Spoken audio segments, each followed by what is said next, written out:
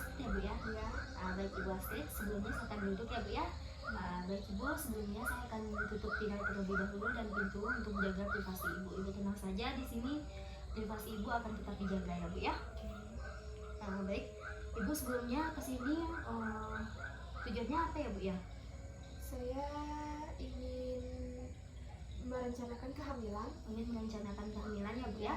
Baik, sebelumnya suaminya sudah tahu ya Bu? Sudah. Sudah. Baik, di sini kita akan melakukan konseling tentang perencanaan kehamilan yang sehat ya Bu ya. Iya. Sebelumnya saya akan menjelaskan kepada Ibu tentang persiapan psikologis terlebih dahulu, di mana persiapan ini meyakinkan Ibu dengan mantap bahwa Ibu ini benar-benar ingin hamil seperti itu. Terus Ibu ini harus menghindari hal-hal yang menyebabkan stres, misalnya banyak pikiran seperti itu, untuk dikurangi dulu ya Bu ya, tidak memikirkan hal-hal yang berlebihan seperti itu. Terus juga untuk misalnya nih tidak memikirkan atau berlarut-larut memikirkan adanya tekanan dari keluarga atau misalnya keluarganya ingin Ibu segera hamil seperti itu. Terus tidak ada tuntutan dari keluarga atau suami harus jenis kelamin perempuan atau laki-laki. Terus juga tidak menghindari KDRT. Jadi untuk selanjutnya persiapan fisik itu ada misalnya nih harus menata pola hidup yang sehat. Terus mencapai berat badan yang ideal juga. Ibu juga harus menjaga pola makan, misalnya makan yang mengandung vitamin, terus mineral, zat besi dan asam folat yang cukup. Terus juga olahraga yang teratur ya Bu ya. Olahraganya tidak yang berat-berat tapi teratur seperti itu, yang ringan saja. Terus menghilangkan kebiasaan buruk, misalnya tidak minum minuman keras atau beralkohol, terus tidak merokok dan tidak mengkonsumsi narkoba. Jadi untuk Ibu juga harus bebas dari penyakit dan virus yang menular. Misalnya karena dari virus dan bakteri misalnya itu dapat mengganggu pertumbuhan dan perkembangan dari janin juga.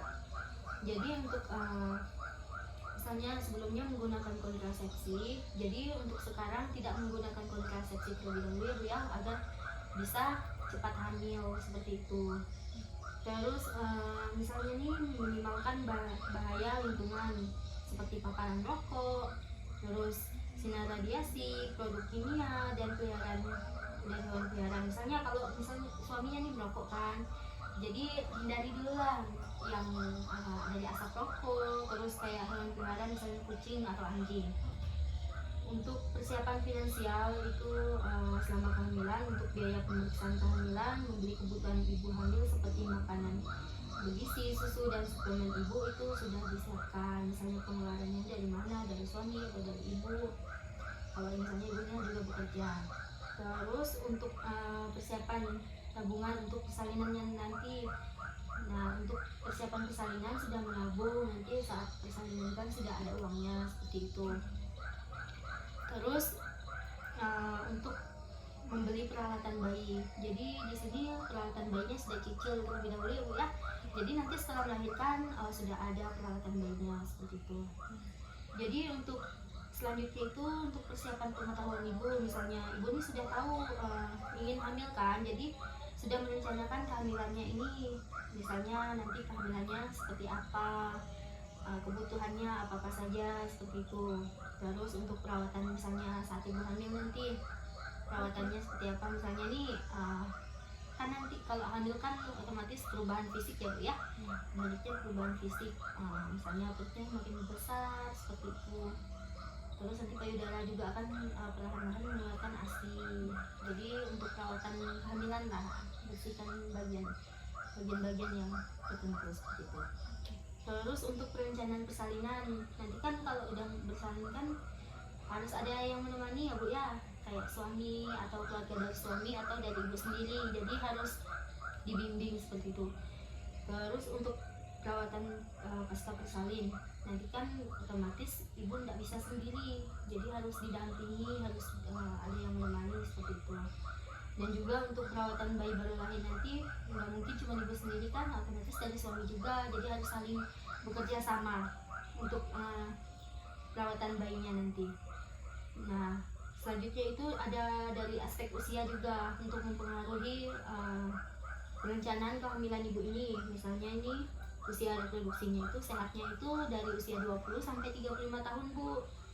Nah, jadi apabila kurang dari 20 tahun atau lebih dari 35 tahun, organ reproduksinya sudah bekerja tidak maksimal seperti itu.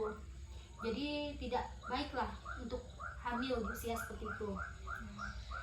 Eh, biasanya dapat mempengaruhi ke bagian tumbuh kembang dari janinnya sendiri, dapat menyebabkan biasanya keguguran, kelainan genetik, bahkan kematian pada janin. Mungkin ada yang ingin Ibu tanyakan? Sepertinya tidak ada. Tidak ada ya, Bu ya. Berarti semua yang saya jelaskan sudah paham, Bu? Paham. Nah, baik Ibu, di sini saya akan memberi kesimpulan dari konseling kita hari ini. Jadi konseling hari ini tujuannya untuk mempersiapkan ibu ya untuk hamilnya yang sehat. Jadi ibu sudah tahu rancangan misalnya saya hamilnya harus makan ini, harus yang olahraga supaya nanti cepat hamil seperti itu. Baik, Ibu, di sini kita sudah selesai melakukan konseling. Ibu, terima kasih ya Bu ya untuk kerjasamanya. Mari Bu. Ya.